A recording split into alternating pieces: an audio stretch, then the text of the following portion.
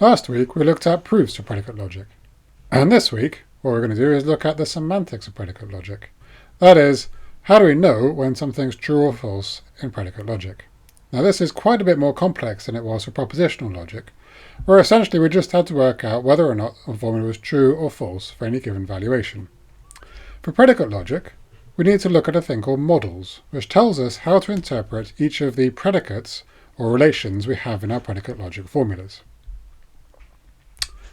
So far we've looked at the syntax of predicate logic, what sequences of symbols are well formed, and proofs for predicate logic, when our formulas are consequences of other formulas. What we're missing so far is semantics. For propositional logic, we define the semantics of a formula in terms of valuations. So every formula is assigned a meaning, square brackets p here, which is either true or false. And this definition enabled us to give a definition of entailment. That is, a sequence of formulas p1 to pn entails q if, for all valuations that make the assumptions, these ones to the left here, true, then the conclusion is true.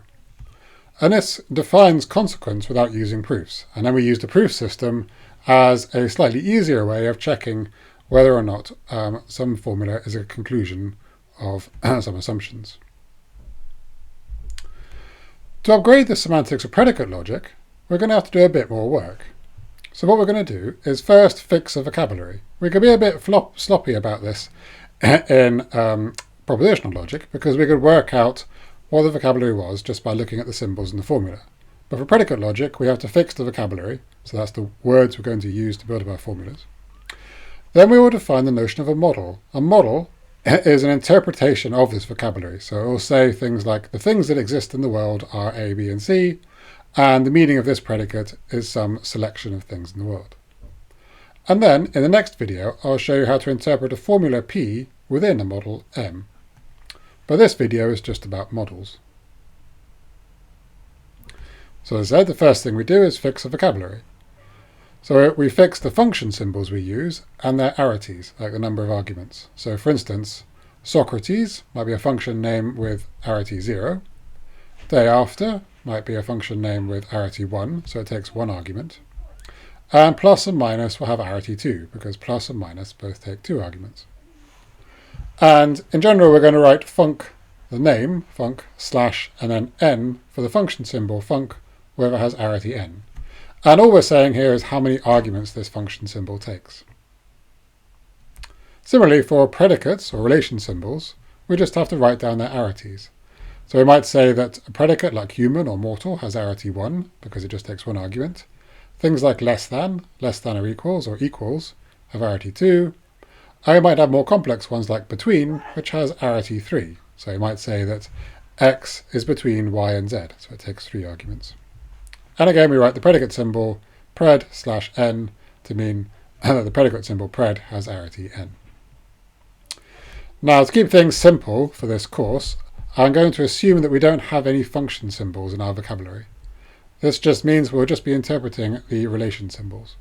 And as it turns out, we don't really need function symbols in predicate logic. It just makes things a bit easier to use. So we're just going to use predicate symbols from now on. So here's some examples. So a simple one is where we only have one predicate symbol, just less than or equals, and this takes 2 arguments.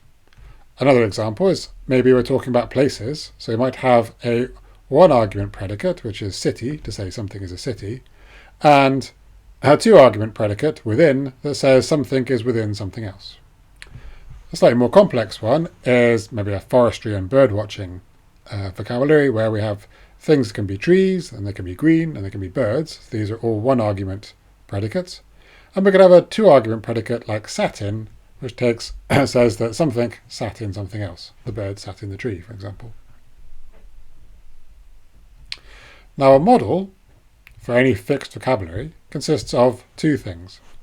One is its universe, which is a set of individuals. So this can be any set we like. So it could be a set with 1, 2, Socrates, Hypatia, Nerta, Alexandria, Glasgow, whatever. Names, people, cities, numbers, whatever. And then, for every predicate, pred of arity n, an n-ry relation on the set U. So this is going to be our interpretation of that predicate in this model. So there's several ways of understanding what I mean by an n-ary relation. So one way of understanding it is for every n elements from U, the interpretation of pred with arity n assigns the value true or false. So that means that if we have a binary predicate, that is a predicate of arity 2, then for every 2 elements from the universe, it either says yes, true, it is in this relation, or false, it isn't.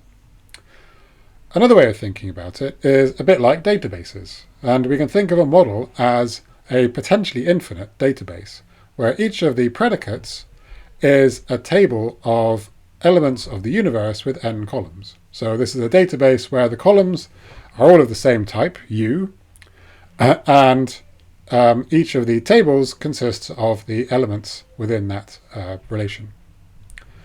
A slightly more mathematical way of thinking about it is that the interpretation of a predicate is a subset of the n-fold Cartesian product. So the Cartesian product of a set is the set of all n tuples, or n long sequences of elements of these things, and then a interpretation of predicate is some subset of this.